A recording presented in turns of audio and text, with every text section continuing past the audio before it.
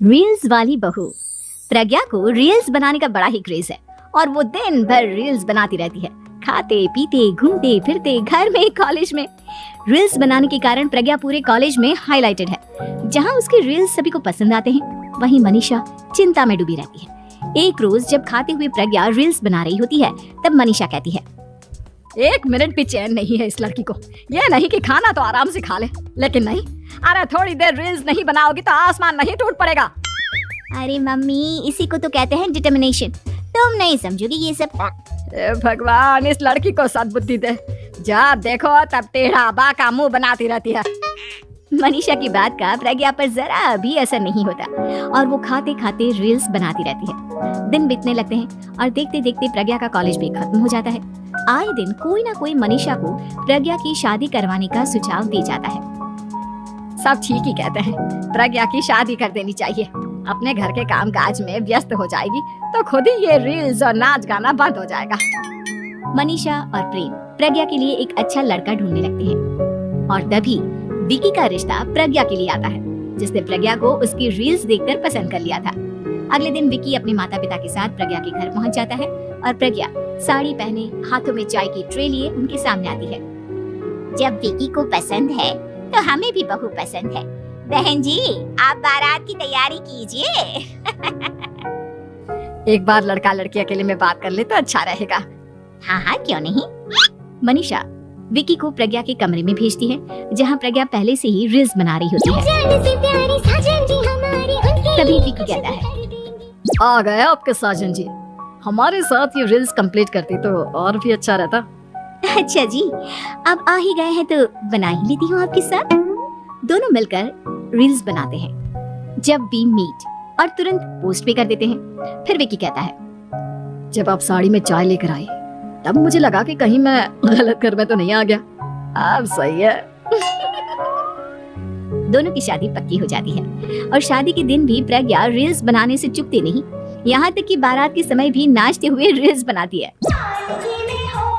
सभी लोग प्रज्ञा की तारीफ के फूल बांध देते हैं और प्रज्ञा नाचती गाती अपने ससुराल चली जाती है। सब कुछ अच्छा चल रहा होता है। प्रज्ञा यहाँ भी दिन भर हर चीज की रील्स बनाती रहती है।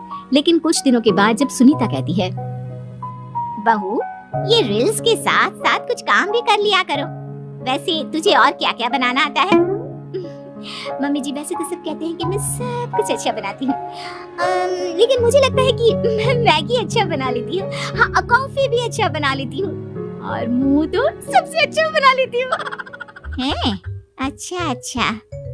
सुनीता अपना माथा पकड़ लेती है और कहती है, बहू, कुछ खाना बनाना भी सीख लेती। मम्मी जी, मैं लंबी प्लानिंग कर रही हूँ। जल्दी ही मैं इतनी फेमस हो जाऊंगी कि मुझे पैसे मिलने लगेंगे। हम दोनों सास बहू राज करेंगे, राज नौकर काम करेंगे और लोगों की तो लाइन लगेगी हमसे मिलने के लिए। तेरा दिमाग खराब हो गया है क्या बहू? हंसी मजाक तक ठीक है, लेकिन इस तरह घर नहीं चलते। जितना जल्दी हो इस घर के तौर तरीकों को सीख लो। प्रज्ञा मुंह घुमाकर चली जाती है और तुरंत उसी वक्त एक रील बनाती है। ये देख सुनीता का गुस्सा 7वें आसमान पर चला जाता है और विकी के घर आती ही सुनीता उसे सब कुछ बताती है। विकी भी अब प्रज्ञा की इन हरकतों से परेशान हो जाता है। तुम टेंशन मत लो मम्मा, मैं देख लूंगा। विकी कमरे में जाता है तो देखता है कि प्रज्ञा रील्स बना रही है। विकी बड़े ही प्यार से प्रज्ञा से कहता है, प्रज्ञा, इन सब के लिए मैं तुम्हें मना नहीं कर रहा हूँ, लेकिन फिर भी हर वक्त तो ये अच्छा नहीं लगता ना। समझने की कोशिश करो। मुझे भी तुम्हारा थोड़ा वक्त चाहिए। मैं जब ऑफिस से आता हूँ तो मुझे समय देने की जगह इसी में लगे रहते हो। तुम ज्यादा ही सोच रहे हो।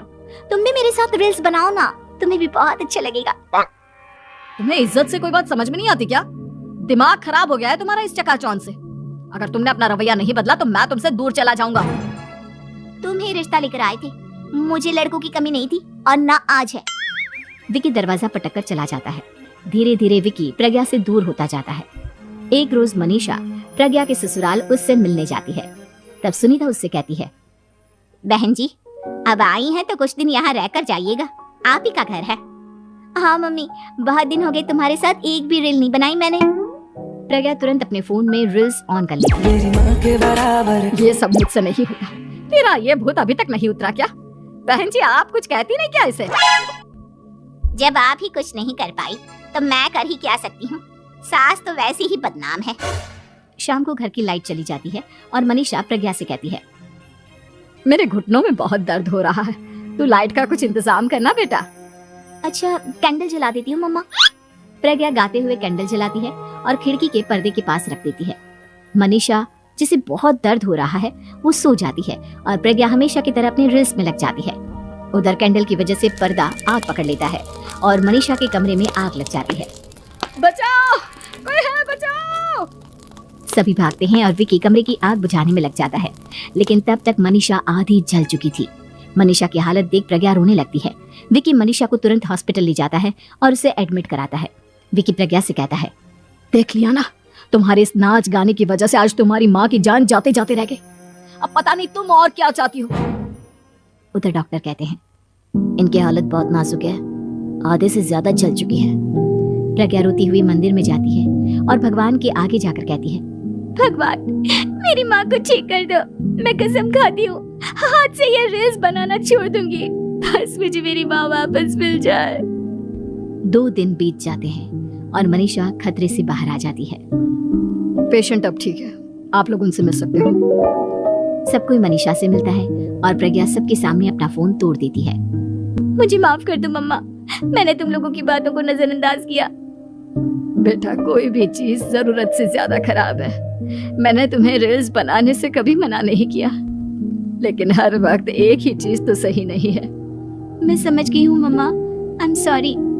प्रज्ञा उस दिन से रील्स बनाना छोड़ देती है और पूरी तरह से अपने घर में लग जाती है।